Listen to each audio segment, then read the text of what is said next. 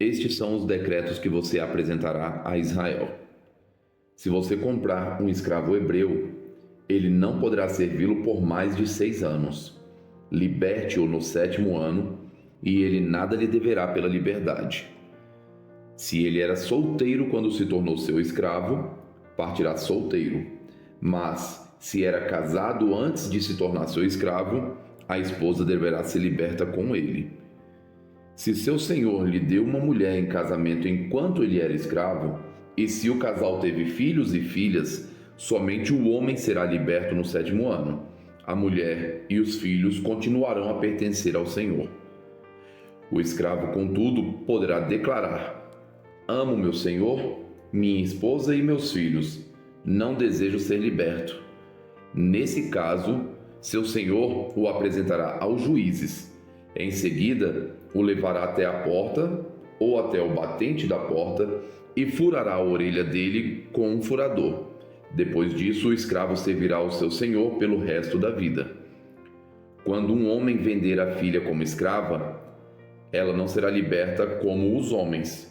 Se ela não agradar seu senhor, ele permitirá que alguém lhe pague o resgate, mas não poderá vendê-la a estrangeiros, pois rompeu o contrato com ela.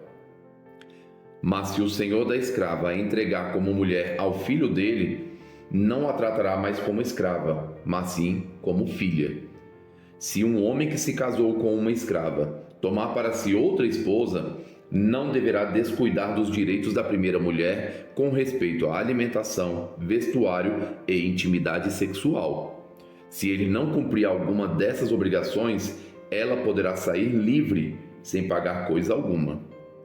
Quem agredir e matar outra pessoa será executado. Mas se for apenas um acidente permitido por Deus, definirei um lugar de refúgio para onde o responsável pela morte possa fugir. Se, contudo, alguém matar outra pessoa intencionalmente, o assassino será preso e executado, mesmo que tenha buscado refúgio em meu altar. Quem agredir seu pai ou sua mãe será executado.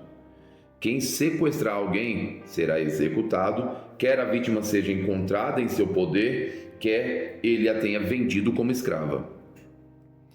Quem ofender a honra de seu pai ou de sua mãe será executado. Se 2 homens brigarem e um deles acertar o outro com uma pedra ou com um punho, e o outro não morrer, mas ficar de cama, o agressor não será castigado se, posteriormente, o que foi ferido conseguir voltar a andar fora de casa, mesmo que precise de muletas. O agressor indenizará a vítima pelos salários que ela perder e se responsabilizará por sua total recuperação.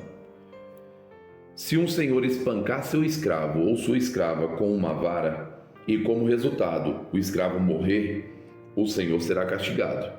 Mas se o escravo se recuperar em 1 ou 2 dias, o senhor não receberá castigo algum, pois o escravo é sua propriedade.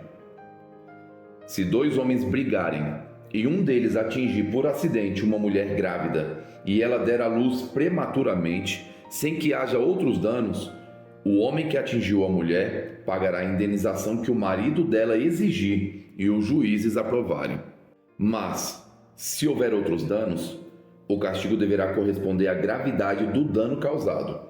Vida por vida, olho por olho, mão por mão, pé por pé, queimadura por queimadura, ferida por ferida, contusão por contusão. Se um senhor ferir seu escravo ou sua escrava no olho e o cegar, libertará o escravo como compensação pelo olho. Se quebrar o dente de seu escravo ou de sua escrava, libertará o escravo como compensação pelo dente. Se um boi matar a chifradas um homem ou uma mulher, o boi será apedrejado e não será permitido comer sua carne. Nesse caso, porém, o dono do boi não será responsabilizado. Mas, se o boi costumava chifrar pessoas e o dono havia sido informado, porém não manteve o animal sob controle, se o boi matar alguém, será apedrejado e o dono também será executado. Os parentes do morto, no entanto, poderão aceitar uma indenização pela vida perdida. O dono do boi poderá resgatar a própria vida ao pagar o que for exigido. A mesma lei se aplica se o boi chifrar um menino ou uma menina. Mas se o boi chifrar um escravo ou uma escrava, o dono do boi pagará 30 moedas de prata ao senhor do escravo, e o boi será apedrejado. Se alguém cavar ou destampar um poço e um boi ou um jumento cair dentro dele, o proprietário do poço indenizará totalmente o dono do animal, mas poderá ficar com o animal morto. Se o boi de alguém ferir o boi do vizinho e o animal ferido morrer, os dois donos venderão o animal vivo e dividirão o dinheiro entre si em partes iguais. Também dividirão entre si o animal morto. Mas, se o boi costumava chifrar e o dono não manteve o animal sob controle, o dono entregará um boi vivo como indenização pelo boi morto e poderá ficar com o animal morto. Se alguém roubar um boi ou uma ovelha e matar o animal ou vendê-lo, o ladrão pagará 5 bois para cada boi roubado e 4 ovelhas para cada ovelha roubada. Se um ladrão for pego em flagrante arrombando uma casa e for ferido e morto no confronto, a pessoa que matou o ladrão não será culpada de homicídio. Mas, se isso acontecer durante o dia, a pessoa que matou o ladrão será culpada de homicídio. O ladrão que for pego restituirá o valor total daquilo que roubou. Se não puder restituir o valor, será vendido como escravo para pagar pelos bens roubados.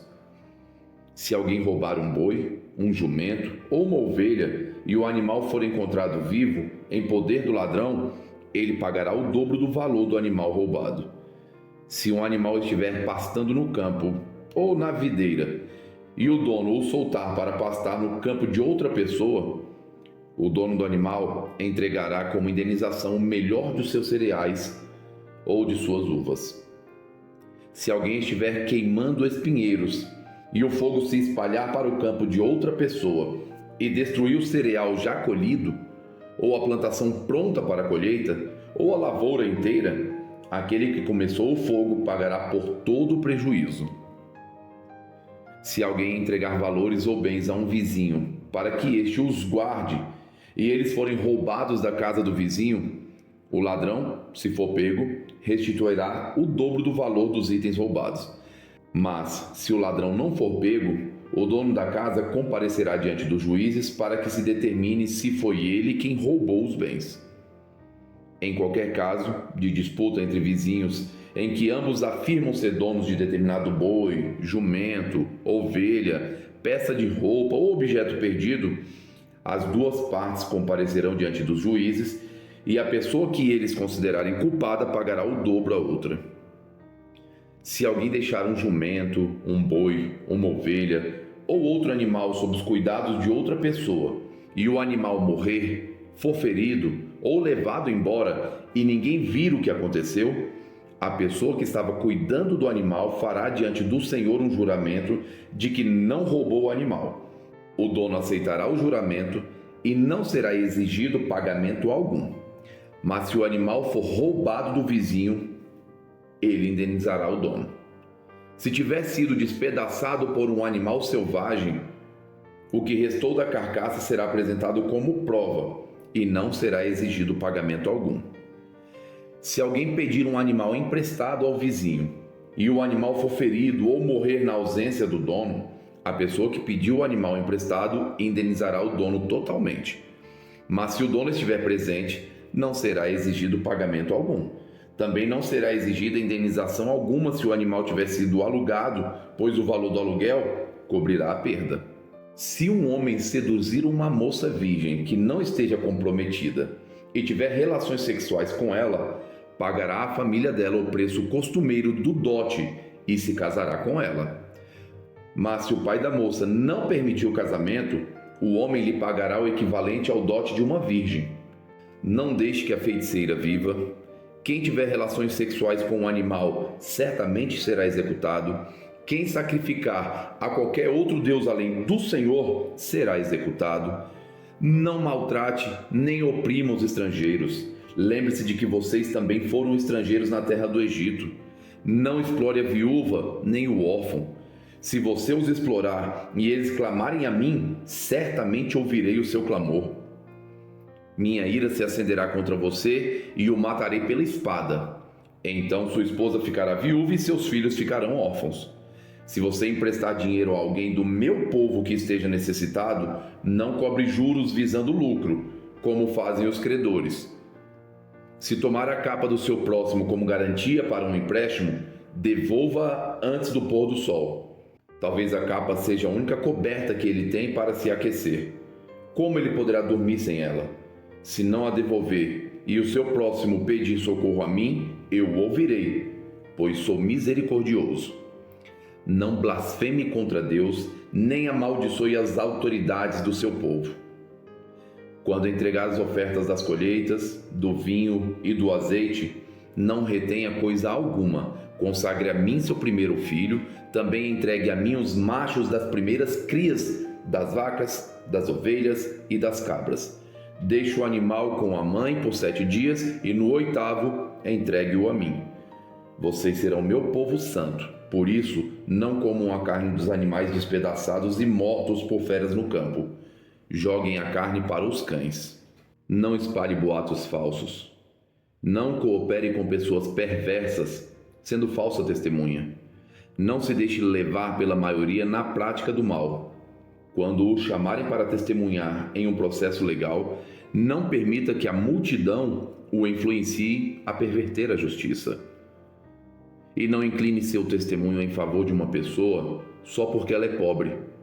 Se você deparar com o boi ou o jumento perdido de seu inimigo, leve-o de volta ao dono. Se vir o jumento de alguém que o odeia cair sob o peso de sua carga, não faça de conta que não viu. Pare e ajude o dono a levantá-lo. Não negue a justiça ao pobre em um processo legal. Jamais acuse alguém falsamente. Jamais condene à morte uma pessoa inocente ou íntegra, pois eu nunca declaro inocente aquele que é culpado. Não aceite subornos, pois eles os levam a fazer vista grossa para algo que se pode ver claramente. O suborno faz até o justo distorcer a verdade. Não explore os estrangeiros. Vocês sabem o que significa viver em terra estranha, pois foram estrangeiros no Egito.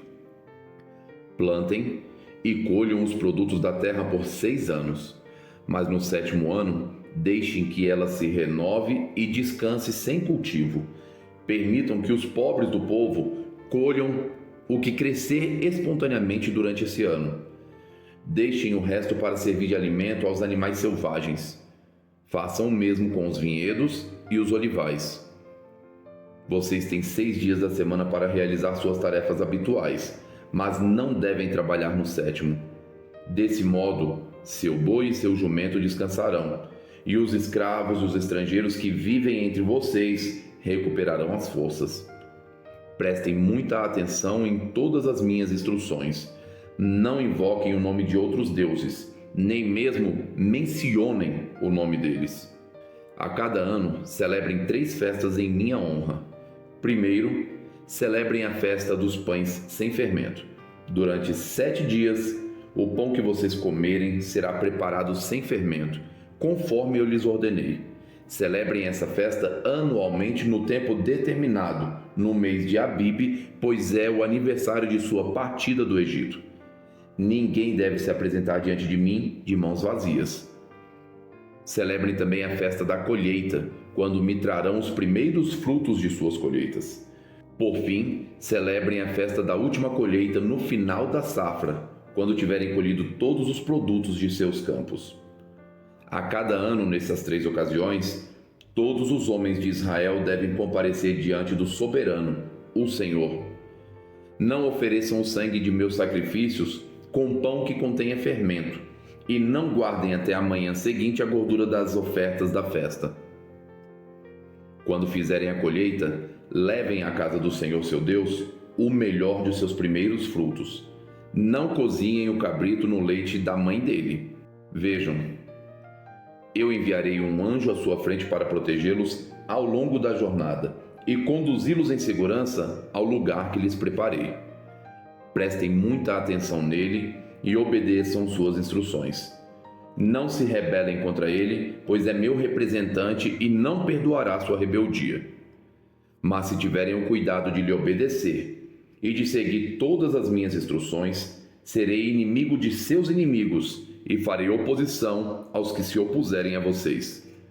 Meu anjo irá à sua frente e os conduzirá à terra dos amorreus, dos hititas, ferezeus, cananeus, heveus e jebuseus, e eu destruirei todas essas nações. Não adorem seus deuses, nem os sirvam de maneira alguma, e nem sequer imitem suas práticas. Antes, destruam-na completamente e despedacem suas colunas sagradas. Sirvam somente ao Senhor seu Deus, e eu os abençoarei com alimento e água e os protegerei de doenças. Em sua terra, nenhuma grávida sofrerá aborto e nenhuma mulher será estéril. Eu lhes darei vida longa e plena. Enviarei pavor à sua frente e criarei pânico entre os povos cujas terras vocês invadirem. Farei todos os seus inimigos darem meia volta e fugirem. Sim, enviarei terror adiante de vocês para expulsar os heveus, os cananeus e os hititas. Mas não os expulsarei num só ano, pois a terra ficaria deserta e os animais se multiplicariam e se tornariam uma ameaça para vocês. Eu os expulsarei aos poucos, até que sua população tenha aumentado o suficiente para tomar posse da terra. Estabelecerei os limites do seu território desde o Mar Vermelho até o Mar Mediterrâneo, e do deserto do leste até o rio Eufrates.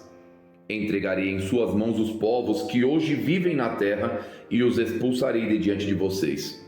Não façam tratados com eles, nem com seus deuses. Esses povos não devem habitar em sua terra, pois os fariam pecar contra mim. Se vocês servirem aos deuses deles, cairão na armadilha da idolatria. Então o Senhor disse a Moisés: Suba ao monte para encontrar-se comigo e traga Arão, Nadab, Abiú e 70 líderes de Israel. Todos devem adorar de longe. Somente Moisés está autorizado a se aproximar do Senhor. Os outros não devem chegar perto e ninguém mais do povo tem permissão de subir ao monte com ele. Moisés desceu e transmitiu ao povo todas as instruções e ordens do Senhor, e todo o povo respondeu em uma só voz: Faremos tudo o que o Senhor ordenou. Moisés anotou com exatidão todas as instruções do Senhor.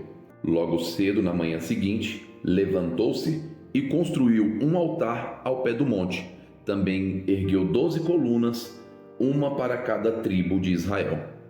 Em seguida, enviou alguns rapazes israelitas para apresentarem ao Senhor holocaustos e touros sacrificados como ofertas de paz.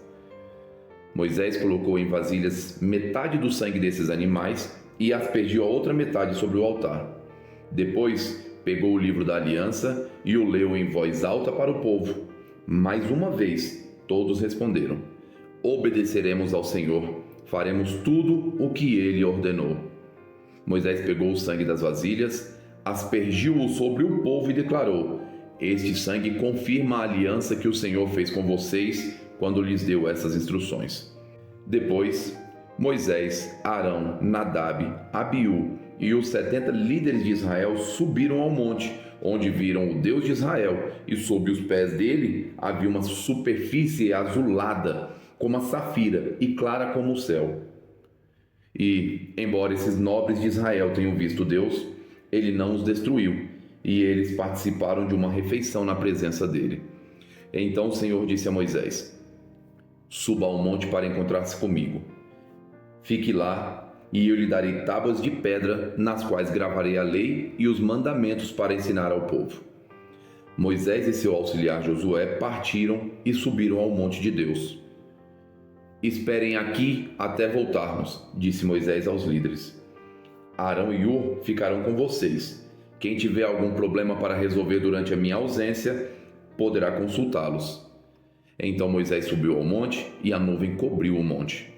A glória do Senhor pousou sobre o monte Sinai e a nuvem o cobriu por 6 dias. No 7º dia, o Senhor chamou Moisés de dentro da nuvem. Para os israelitas que estavam ao pé do monte, A glória do Senhor no alto do Sinai parecia um fogo consumidor. Moisés desapareceu na nuvem ao subir ao monte e ali permaneceu 40 dias e 40 noites.